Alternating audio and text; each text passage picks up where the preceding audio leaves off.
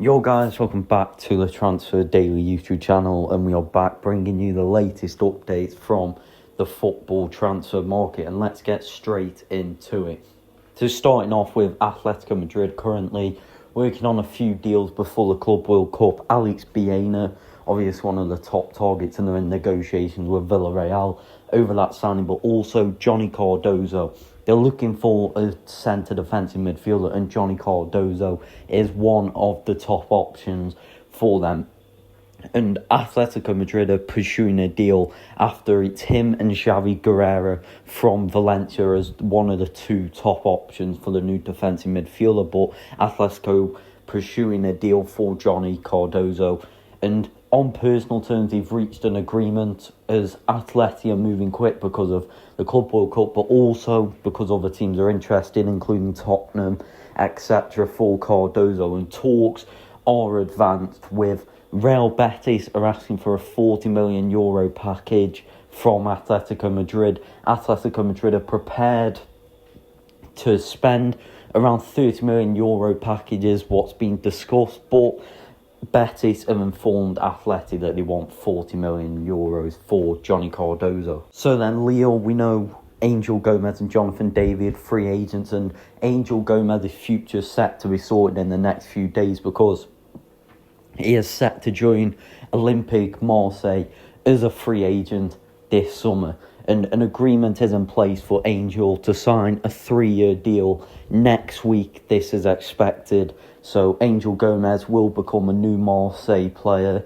next week, with the move being finalised then. And obviously there's many clubs interested in Angel Gomes because of the fee. And two Premier League clubs, Tottenham and West Ham, both had talks with Gomes, but he'll join Marseille as a free agent. Matteo Retegui then, he's had a brilliant first season for Atalanta, getting the top goal scorer in the Serie A this season, one of the top strikers.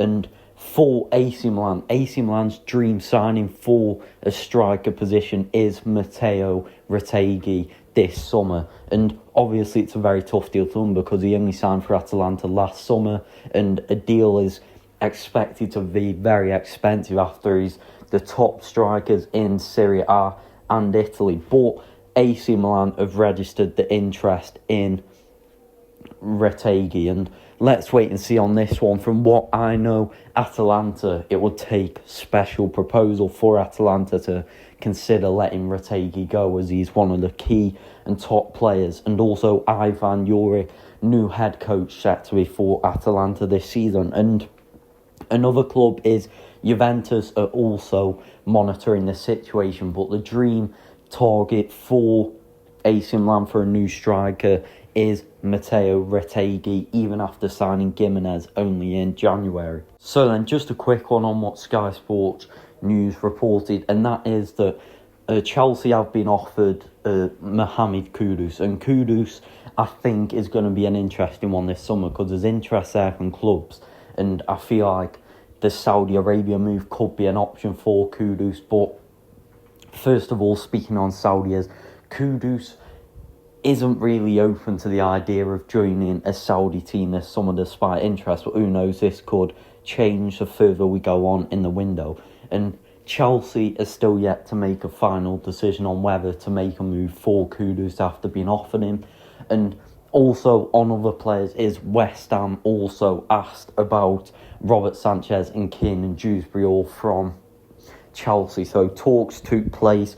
Kudus, you're probably looking around a 70 million package, this type of thing. So let's wait and see what Chelsea had interest in him when he was at Ajax. So the final decision from Chelsea expected soon, but they are obviously in talks of Borussia Dortmund over Jeremy Bino Gittins. So then Victor Osimhen, I feel like in the next few videos, in the next days, we're going to be talking about him a lot. And what can we say? So Al-Hilal were pushing for the signing, but at the moment a deal is on the verge of fully collapsing due to Al-Hilal not being able to get an agreement on player terms with Osimhen, because Victor Osimhen is asking for a high salary to join Saudi team. And so at the moment, it looks like that deal could collapse with Osimhen being the top target, and also Al-Hilal willing to pay Napoli €75 million for the deal, which is enough to get it done with Napoli, but the agreement isn't there on the personal terms, so at the moment a deal is on the verge of collapsing. And what can we say? So Al-Hilal will move on to other targets. Darwin Núñez believed to be on that list, so let's wait and see if there's movement there for a new striker before the Club World Cup. But Galatasaray are now pushing for the signing of Victor Osimhen, and Galatasaray are prepared to make an important proposal to Napoli. So let's wait and see on this one, because we know for Galatasaray, 75 million euros is a lot of money.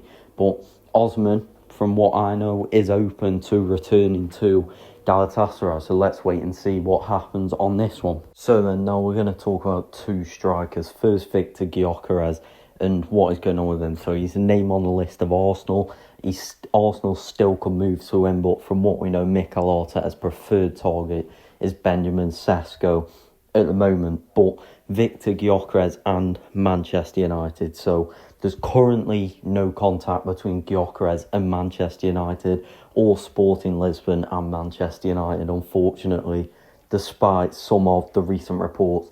Manchester United's focus is on the deal for Bryan Mbeumo, and I'm pretty sure we could get some big news on that next week, after a new bid is expected to be sent soon from Manchester United. So Manchester United's full focus is on Mbeumo.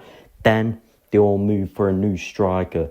But as we know, sales is also dependent on that. So then they'll move for the new striker. And Victor Gyokeres is definitely on the list. And we know there's a few Italian clubs looking at him, but a move to the Premier League is likely. So we're going to talk about Benjamin Sesko in a minute. So let's look at that one soon. But he is definitely an option for Manchester United. We know he can leave for around 65 million euro package.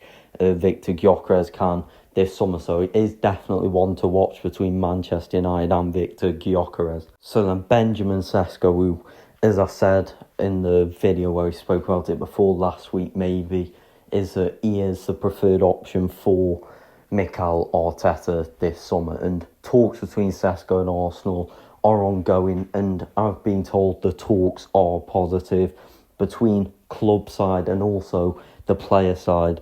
And as we know, Leipzig, Sesko can leave, so can Xavi Simons, but Leipzig want over 80 million euros, which will be the big thing in negotiations, is what Arsenal are willing to pay. Because if Arsenal aren't willing to pay the fee for Benjamin Sesko, it could be that then Arsenal move for Victor Gyokeres, because we know them two are the top two targets for a new striker, but no agreement yet on player side with Arsenal or on the club side with Leipzig, but talks are advancing, and I think we could get an agreement on personal terms soon between Benjamin Sesko and Arsenal. So let's wait and see. But two big striker names there who I feel like we're going to be talking about a lot in the next few weeks. Thank you for watching the video. Make sure to like and subscribe, and I'll see you in the next one.